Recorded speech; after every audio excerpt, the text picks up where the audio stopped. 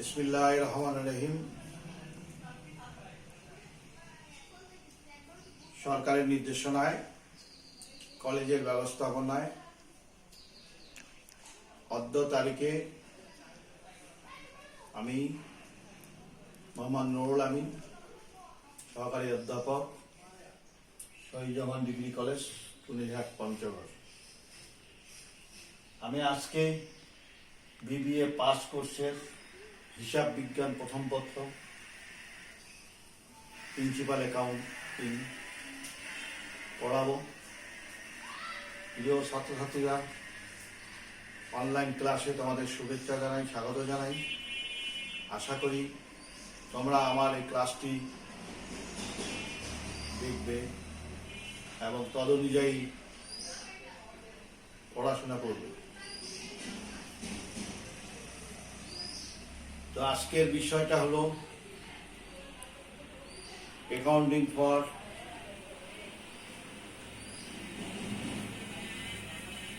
Merchandise পড়াবো। আমি merchandise পড়াবো। এই মার্চেন্ডাইজের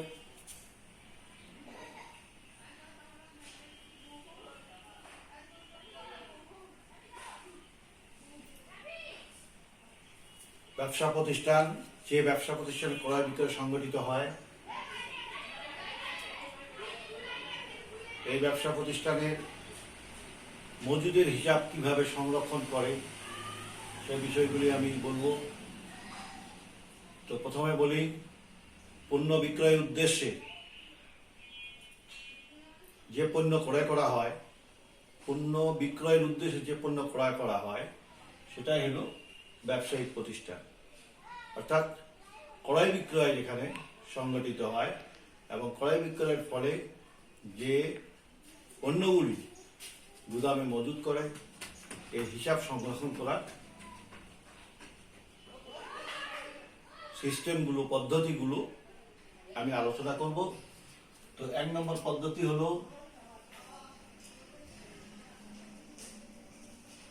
পারপিচুয়াল সিস্টেম।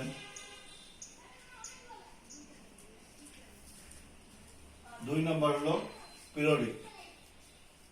আজকে আমি শুধু পারপিচুয়াল সিস্টেমটাই আলোচনা করব। এই পারপিচুয়াল সিস্টেমে পদ্ধতিতে বাংলায় বলে নিত্য মজুত প্রণালী। নিত্য মজুত প্রণালী দৈনন্দিন যে হিসাব নিকাশ করা হয় সেটা সাপ্তাহিক করতে পারে, মাসের শেষে করতে পারে, 3 মাস পর, 6 মাস পর, বছর শেষে। এই সিস্টেমে করা হয়। ছোট ছোট প্রতিষ্ঠানগুলো, স্টেশনারি দোকান,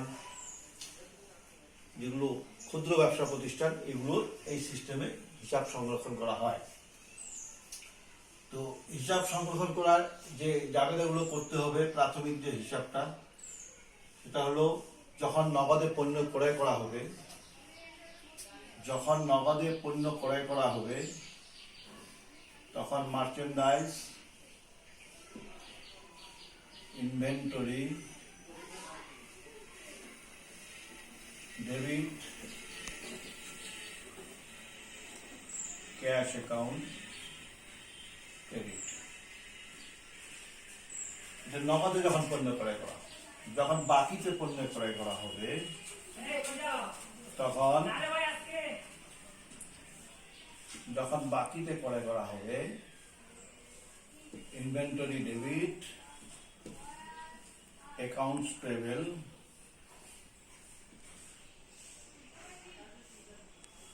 ক্রেডিট। বাকিতে যখন করা, নগদে বাকিতে। যখন পণ্য ফেরত দেওয়া হবে ত্রুটিজনিত কারণে বা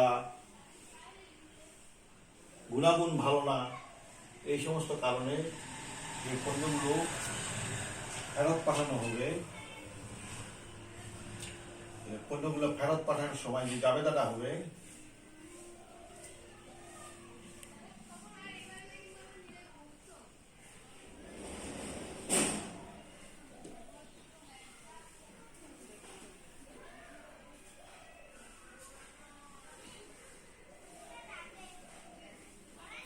মার্চেন্ডাইজ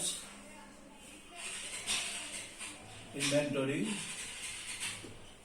ক্রেডিট। যখন পরিবহনের খরচ ব্যয় করা হবে, পরিবহন, তখন হবে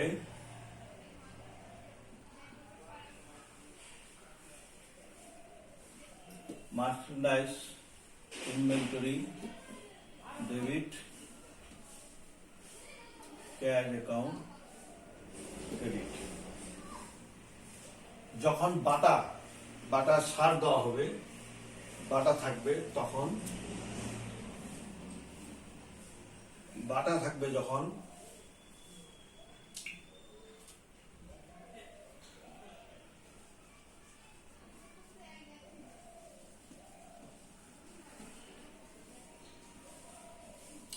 পার্সেস ডিসকাউন্ট,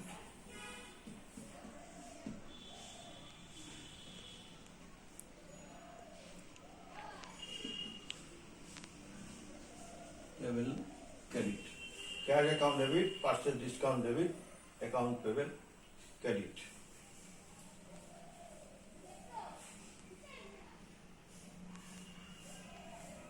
না, এটা উল্টো উল্টে দেবো।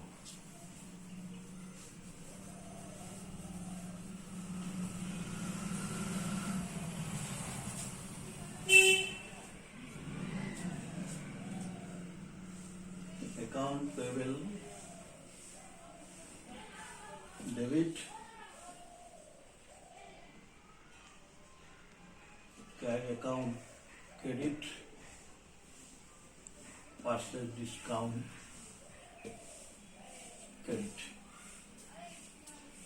এই জায়গাগুলো ক্রয়ের ক্ষেত্রে লিপিবদ্ধ করতে হবে।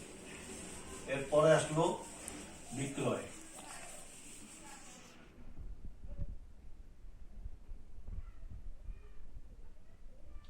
বিক্রয়ের ক্ষেত্রে নগদে যখন পণ্য ক্রয় করা হবে,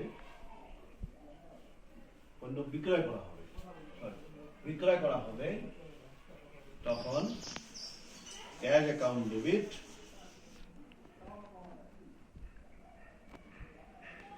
sales account credit.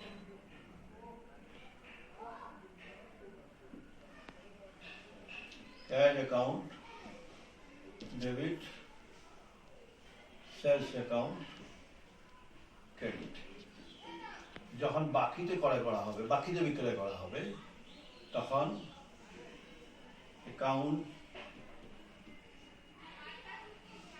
Receivable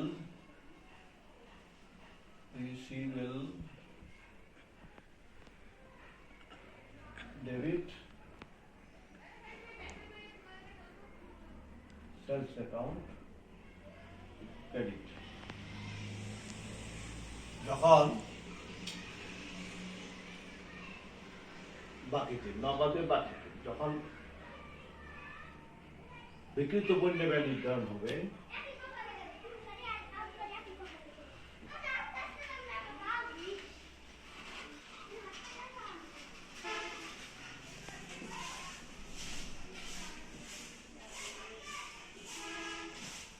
merchandise inventory credit, cost of goods sold debit, merchandise inventory credit. নগদে এবং বাকিতে, নগদে হবে, বাকিতে হবে। আবার যখন cost of goods sold debit আর merchandise account credit.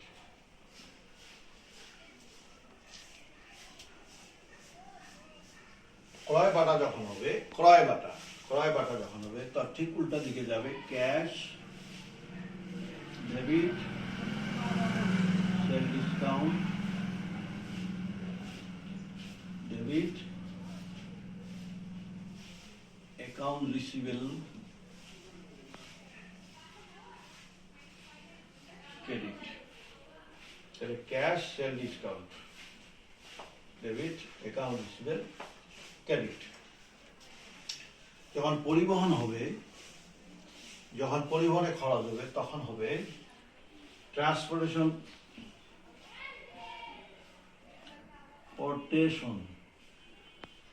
Out, delivery charge debit cash account credit, এই জিনিসগুলো ভালো করে জানতে হবে। জানলে তোমরা এই বিষয়গুলো দেখতে পারবে। প্রথমে জাবেদাগুলো মুখস্থ রাখতে হবে কিভাবে হবে। আর আজকে আমি এই জিনিসটা দেখালাম, এরপরে পরবর্তী ক্লাসে আমি তোমাদের পিরিয়ডিক সিস্টেমটা দেখাবো, কিভাবে জাবেদা তৈরি করতে হয়। এই জাবেদাগুলো মুখস্থ রাখলে পরে ভালো করে যে মনে রাখতে পারো, অঙ্ক তাড়াতাড়ি সমাধান করা সম্ভব হবে। তো আমি আজকে আরেকটা জিনিস তোমাদের শেখাই, সেটা হলো বিগিনিং ইনভেন্টরি। বিগিনিং ইনভেন্টরি আর এন্ডিং ইনভেন্টরি, মাত্র ইনভেন্টরি। ইনভেন্টরি এই বিষয় দুটো কিভাবে নির্ণয় করতে হয়। যদি বিগিনিং ইনভেন্টরি না থাকে, কিছু তথ্য দেওয়া থাকবে, এই তথ্যগুলো থেকে বিগিনিং ইনভেন্টরি বের করতে হবে, আবার এন্ডিং ইনভেন্টরি। আমরা যদি ধরে নিই কিছু তথ্য, কিছু দফা, যেমন cost of goods sold, cost of goods sold হলে ৮৩,৬০০। ধরো কি বের করবো, বিগিনিং বের করবো, এন্ডিং ইনভেন্টরি। ধরো জানুয়ারি ৩১ তারিখ ২০১৮ তারিখে ১৮,০০০।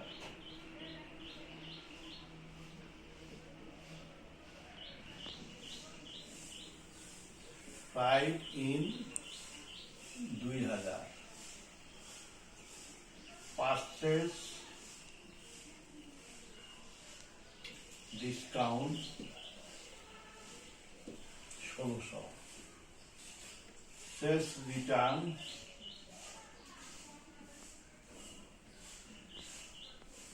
৮০০। পারচেস ৯০,০০০। এই তথ্যগুলো দেওয়া আছে। এখান থেকে আমাদের বের করতে হবে কি, কস্ট অফ গুডস সোল্ড ৮৩,৬০০, এন্ডিং ইনভেন্টরি জানুয়ারি ৩১, ২০১৮ ১৮,০০০ টাকা, 5 in ২০০০, purchase discount ১৬০০, sales return ৮০০, আর পারচেসের ৯০,০০০ টাকা। এখন এটা বের করতে গেলে আমাদের প্রথমে কি করতে হবে, বিগিনিং ইনভেন্টরি বের করতে হবে। বিগিনিং ইনভেন্টরি, বিগিনিং ইনভেন্টরি বের করার সময় আমাদের কস্ট অফ গুডসের সাথে এন্ডিং ইনভেন্টরি যোগ করতে হবে। কস্ট অফ গুডস সোল্ড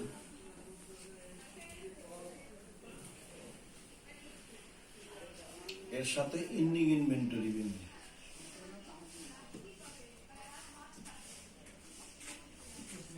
যোগ করতে হবে।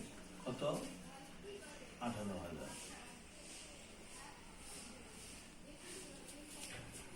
১,০০১,৬০০।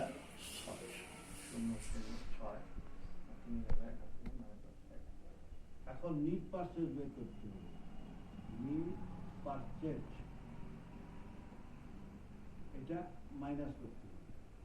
নিট পারচেজটা, নিট পারচেজ কিভাবে বের করতে হবে? পারচেজ কত আছে? পারচেজ পারচেজ পারচেজ আছে ৯০,০০০, যোগ ফ্রাইট ইন, ফ্রাইট ইন ২০০০, তাহলে ৯২,০০০, লেস যে পারচেজ ডিসকাউন্ট ১৬০০, আর সেলস রিটার্ন 800, এই 2400 টাকা বাদ দিন। 2400 বাদ দিলেন 6 হাতে 3, 0 0 410 হাতে 3, 3 হলে 3 4 5 6 7 8 9 9 আর 8 89,600। এখানে 89,600 বাদ দিলে কত থাকে? 9 10 11 হাতে 9 আর 10 12,000। এটা হলো বিগিনিং ইনভেন্টরি। বিগিনিং ইনভেন্টরি আমরা 12,000 পাইলাম। তাহলে কিভাবে পাইলাম? যে বিগিনিং ইনভেন্টরি বের করার সময় cost of goods sold 83,600, ending inventory যোগ করলাম, যোগ করার পর নিট পারচেজ বের করলাম 89,600, এটা বাদ দিলাম, বাদ দিয়ে হবে বিগিনিং ইনভেন্টরি। এখানে মনে রাখতে হবে নিট পারচেজ বের করার সময় পারচেজের সাথে প্রাইসিং যোগ, যদি কোনো পরিবহন থাকে যোগ করতে হবে, আর খরচ থেকে যোগ করতে হবে যদি তথ্য থাকে। তাহলে পারচেজ ডিসকাউন্ট হবে, পারচেজ ডিসকাউন্ট 1600 আর সেলস হলো 800 আর 2400, এই 2400 বাদ দিতে হবে নিট পারচেজ থেকে, বাদ দিলে হবে 69,600। 69,600 বুঝি আমরা এই টাকা থেকে 1,11,600 বাদ দিই, তাহলে 12,000 টাকা বিগিনিং ইনভেন্টরি। আমরা যদি এটা উল্টা দিকে করি, এখন এন্ডিং ইনভেন্টরি বাইর করি, তাই এই জায়গাতে যদি আমি চেঞ্জ করে দিই, এই জায়গাতে এটা হলো জানুয়ারি 1 তারিখ 2018, এটা হলো 12,000। তাই এই জিনিসটাই আমরা অন্যভাবে করতে পারি। এই জিনিসটা এগুলোই আমি চেঞ্জ করে দেই। এটা যদি চেঞ্জ করে দেই,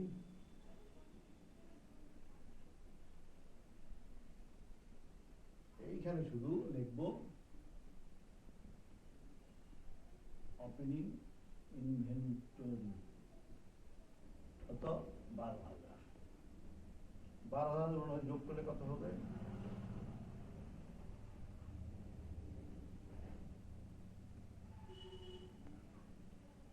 যোগ করলে হবে 0 0 6 9 10 11 1 হাতে 1 9 10, 1,01,600। এখান থেকে আমি cost of goods sold, cost of goods sold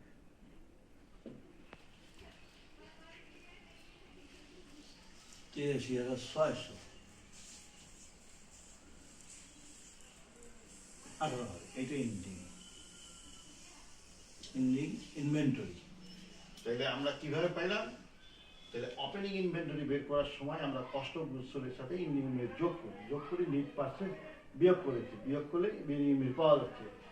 এখন যখন এন্ডিং ইনভেন্টরি বাই করবো, ঠিক আমি এইটা 18,000 টাকা ছিল এন্ডিং ইনভেন্টরি, এটা হলো ওপেনিং ইনভেন্টরি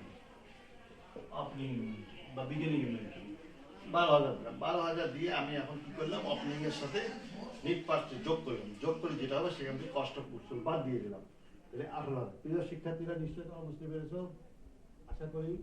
তোমরা এই বিষয়গুলো ভালোভাবে পড়বে, এগুলো পরীক্ষায় আসবে। পরীক্ষায় 4 মার্কের একটা কোশ্চেন বি গ্রুপে এমসিকিউর পরেই। তো এই জিনিসগুলো ভালোভাবে শিখবে। আর আমার সাথে যোগাযোগের জন্য তোমাদের ফোন নাম্বার দিয়ে দিই, 01716884441। এই নাম্বারে আমার সাথে যোগাযোগ করবে। আর আমার ফেসবুক আইডিতে যাবে,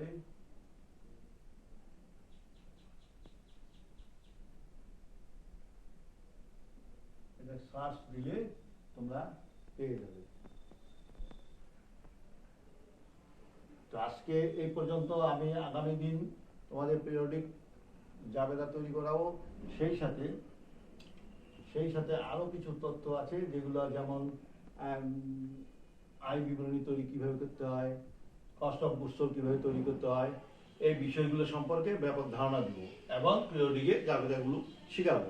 তার নেক্সট পরবর্তী ক্লাসে 3য় নম্বর ক্লাসে তখন আমি কিছু নমুনা অঙ্ক দায়ের করে তোমাদের এইটা প্রয়োগ বিধি শিখাবো, যে আবেদনগুলো দেখাইলাম এগুলো প্রয়োগ কিভাবে করা হবে এই বিষয়গুলো শিখাবো। হ্যাঁ, নিশ্চয়ই তোমরা ভালো থাকবে, ইনশাআল্লাহ তোমরা এই বিষয়গুলো দেখবে। আজকে এই পর্যন্ত, পরবর্তী ক্লাসে দেখা হবে। ধন্যবাদ।